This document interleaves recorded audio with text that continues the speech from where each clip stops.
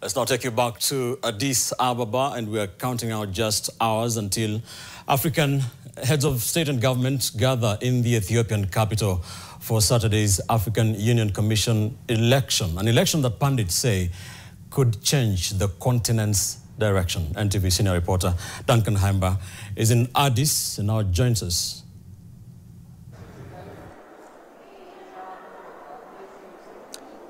Yes, Ben Kitili, Raila Odinga, Kenya's candidate for the AUC chairmanship position, has landed in Addis Ababa.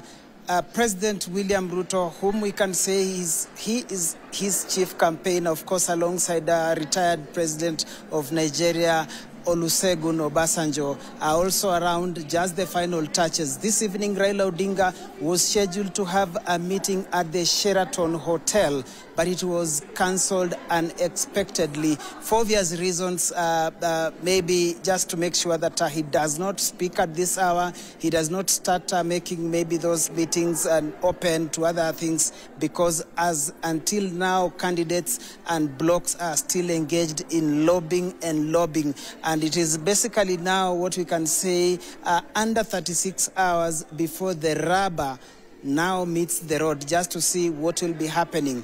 Quickly, just to tell you where we are, since from when the week started, the Executive Council has concluded its sittings. That is which comprises of ministers who are in charge of foreign affairs dockets in their respective countries. Their meetings began yesterday. It has concluded today. Outgoing chairperson of the commission, Musa Faki from Chad, has given his report to the council.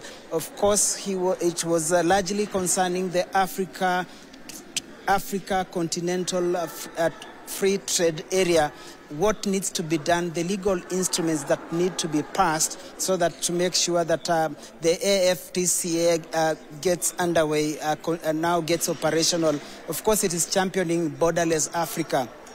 And then tomorrow, and then the Council of Ministers, what they've also done is that the African Union Commission has 8 departments, which include the department of the chairperson, the deputy chairperson, then 6 commissioners. Now, what the Executive Council has done is that they have elected 4 out of the 6, which means the council, the ministers in charge of foreign affairs dockets have done their bit by electing 4 out of the 6, because the remaining 2 will be elected in July.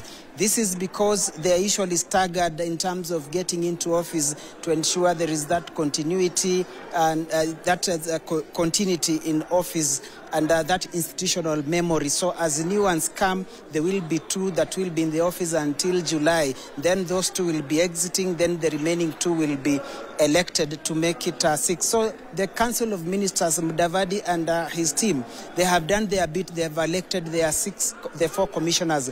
What remains now is to see how the presidents, the big boys club, if you like it, to see what they will do on Saturday. That is electing the chair and the deputy chair. It is important to note that a lot is really happening right now. We don't know how all this will pan out, because out of the 4 commissioners that were elected yesterday, 1 from Eswatini, 1 from South Africa, 1 from Ghana, 1 from Nigeria, they are all Anglophones. Now, the 2, will it be automatic that the 2 will be Francophones, given that should Raila Odinga win, he will be an Anglophone, then definitely the vice chair, the deputy of whoever will be, it is a preserve of the North, because the chair and the deputy chair, the positions are for Eastern Africa and Northern Africa region out of the 5 regions. So it is, of course, as clear, or you can guess, because already the Anglophones have bagged 4 commissions, and then the 2 will be Francophones, because there has to be that. Remember, largely it is the Anglophones and Francophones that have an upper hand, in as much as we have the Arabic and all that. So that is what we'll be expecting to see. As I've said, Ben, the Council of Ministers, the Executive Council, has done its bit. They have washed their hands. The ball is now in the president's, the big boys, or the presidents and heads of state and government's court. Before I come back to you, Ben, tomorrow also the Angola president is expected to be inducted ahead of his official unveiling on Saturday, who is now the incoming AU chairperson. The outgoing president, Mohamed from Mauritania, has served his one-year term. He will be handing over to his successor. So tomorrow the successor will also be taken through, but officially his unveiling will be on Saturday.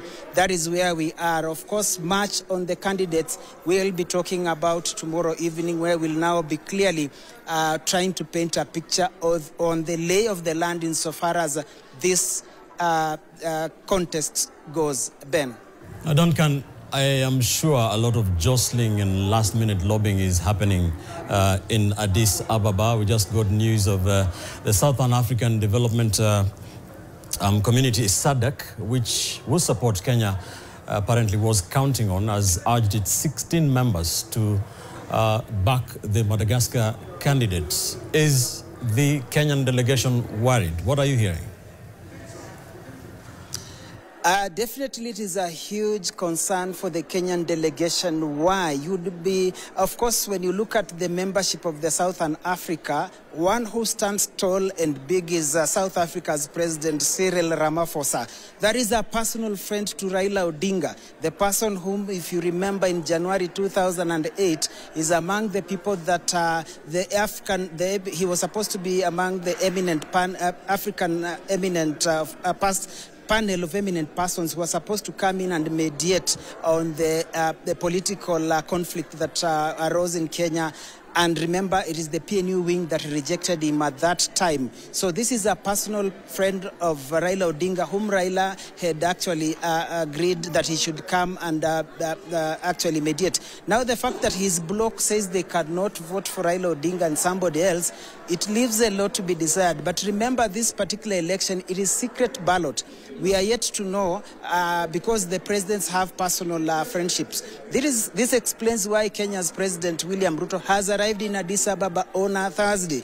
Ordinarily, he would have left Nairobi on Saturday morning because their meeting will start at 10 a.m. Usually, he leaves Nairobi very early at 7 a.m. Then by 8, he has landed in Addis Ababa, Ethiopia, freshens up, then goes for the meeting. He has come early. So that explains why Raila Odinga, William Ruto, the president, they're already here because there is a lot that needs to be done. Lobbying will definitely be heavy starting tonight into tomorrow. Raila Odinga concluded his campaign in Burundi yesterday. Of course, a friend of his like Tshisekedi of DR Congo, we expect him to throw his cast behind, his lot behind Raila Odinga. So that is what we'll be expecting tomorrow. A lot is happening, Ben, and Kenya is not leaving anything to chance. Remember what happened in 2017? Yes, I think Kenya wants not to the same mistake to happen, and that is why now they are here in person 48 hours before that election, Ben. Thanks, Duncan Hamba in Addis Ababa, to just give us the lowdown as Africa waits for Saturday's big election. You're watching NTV Tonight. Time for a quick commercial break. Still ahead, we have that